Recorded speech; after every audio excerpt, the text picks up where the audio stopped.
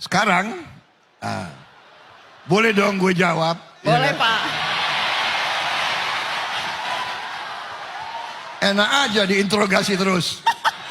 Pak Prabowo soalnya udah mau bikin mata bowo katanya. Begini.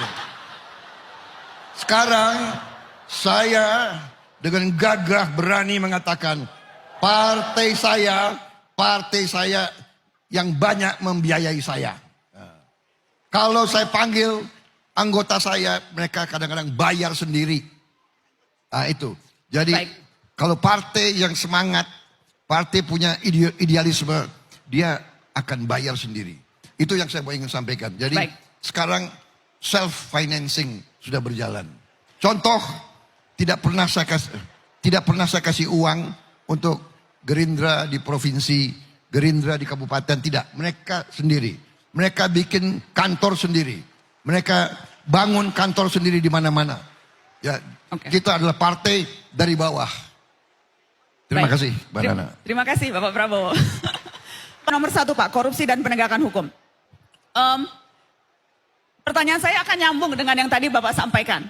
Soal partai politik dan juga komitmen atas anti korupsi. Kalau bicara soal itu Pak, faktanya sekarang ada 67 caleg DPR dan DPD yang merupakan mantan terpidana kasus korupsi. Dan 2 diantaranya Pak, itu kader Anda. Pertanyaannya. Tunggu. Ada jawabannya.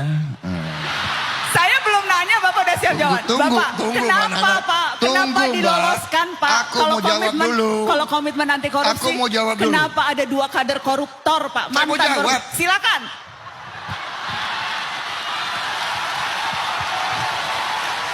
Dua calon itu sudah saya coret.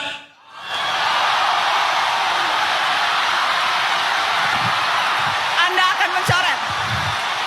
Sebentar, saya mau pastikan dulu. Saya mau pastikan. Sudah saya coret. Karena informasi ini belum dibuka ke publik. Anda katakan malam ini di mata Najwa 2 caleg itu akan Anda coret dari. Sudah saya coret. Sudah dicoret. Karena calon legislatif kita saya kira berapa belas ribu itu. Berapa belas ribu calon. Ya kadang-kadang verifikasinya lolos begitu ya. Tapi begitu Anda tahu mereka mantan narapidana. Coret. Baik.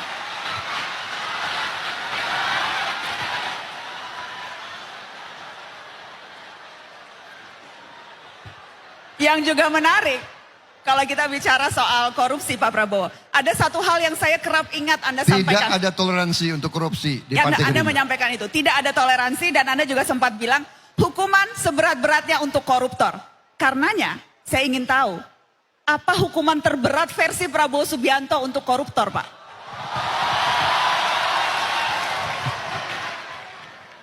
Jadi menurut pendapat saya apa yang sudah ada sekarang sudah cukup menjera. Bayangkan orang yang korupsi ya disita hampir semua kekayaannya, dimiskinkan. Selain hukumannya cukup panjang. Ada yang berapa puluh tahun dan sebagainya. Saya kira asal kita laksanakan dengan benar, ini cukup jera. Saya tahu maksud beberapa orang. Maunya kan hukuman mati seperti di Tiongkok. Ya kan? Ternyata orang kalau nekat, ya nekat aja. Di Tiongkok sudah ada hukuman mati. Masih ada korupsi yang besar-besaran di sana. Jadi kalau menurut saya, cara mengatasi korupsi, kita harus mulai dengan sistemik.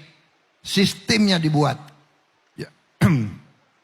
Jadi contoh, ya sekarang pemerintah sudah naikin gaji 8%.